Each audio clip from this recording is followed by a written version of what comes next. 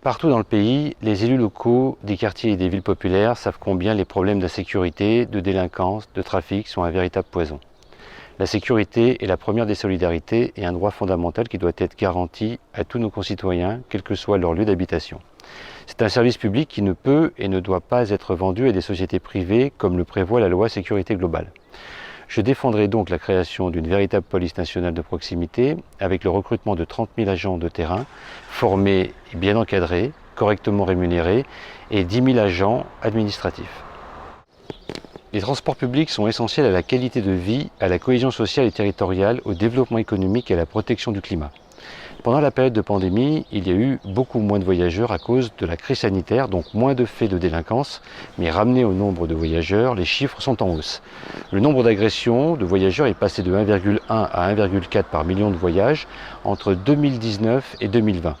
Ces chiffres étant très liés au non-respect du port du masque, qui est à l'origine d'un certain nombre de tensions et d'agressivité entre voyageurs. Cette relative désertion s'explique par la peur de la contagion dans les métros, bus ou tramways, les confinements et le boom du télétravail. Même si aucun cluster ne s'est développé dans les transports en commun, 58% des voyages interrogés craignent d'y être contaminés. La sécurité sanitaire, comme la sécurité des biens et des personnes, doivent être donc renforcées si l'on veut retrouver l'indispensable attractivité vers les transports en commun.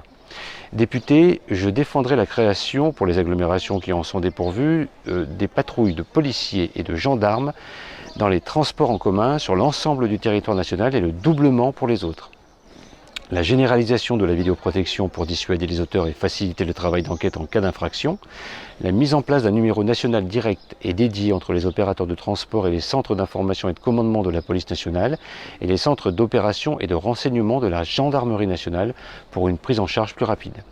L'expérimentation sur certains sites à des heures matinales et tardives de points d'accueil tenus par des policiers ou des gendarmes permettant une prise immédiate des plaintes pour les victimes d'infractions dans les transports. Une extension dans le cadre du continuum de sécurité des pouvoirs des agents de sécurité afin de renforcer notre capacité de lutter contre la délinquance. Enfin, parce que la protection des usagers passe aussi par la sécurité des personnels, expérimenter le port systématique des caméras piétons par les agents des sociétés de transport au contact du public pourrait être généralisé. Une femme sur deux est victime de violences sexistes et sexuelles dans sa vie. Le premier point dans la lutte contre les violences sexistes et sexuelles est la formation des forces de l'ordre qui accueillent les victimes. Soutenir et savoir recevoir la parole des victimes ne peut être fait que par des personnes qui ont été formées à recevoir cette parole.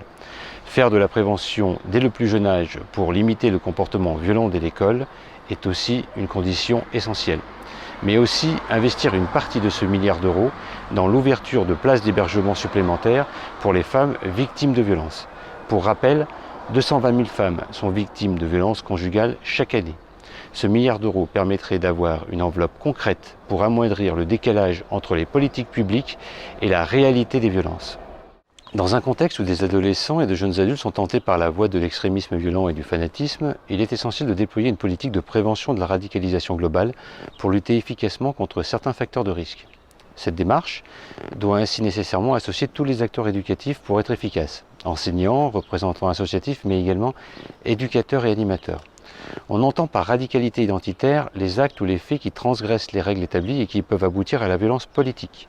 Depuis la vague des attentats islamistes, entre 2012 et 2018, la fragmentation des luttes antiracistes contre l'islamophobie, l'antisémitisme, etc. et la montée de l'extrême droite identitaire, de nombreux groupes et acteurs politiques expriment des discours et mènent des actes qui divisent la société en deux, entretenant des identités en choc. Les mouvements islamistes, indigénistes et nationalistes construisent leur identité dans le combat et l'exclusion de l'autre. Parents, professeurs, animateurs, éducateurs sportifs, artistes, chaque citoyen en relation avec des jeunes se doit de prendre cette question à bras-le-corps à partir du moment où on s'est documenté, formé, on est légitime pour faire de la prévention, de la radicalisation. Pour cela, il faut accentuer la formation de la personne et du citoyen et s'appuyer notamment sur l'enseignement moral et civique dans les établissements reconnus par l'éducation nationale, l'éducation aux médias et à l'information, ainsi que la construction de la pensée critique, l'approche nuancée et objective de l'histoire des idées, des faits religieux et la prévention des phénomènes sectaires.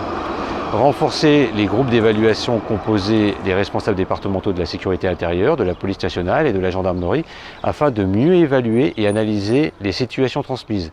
Enfin, renforcer les moyens humains entre l'État et les maires dans le domaine de la prévention de la radicalisation violente.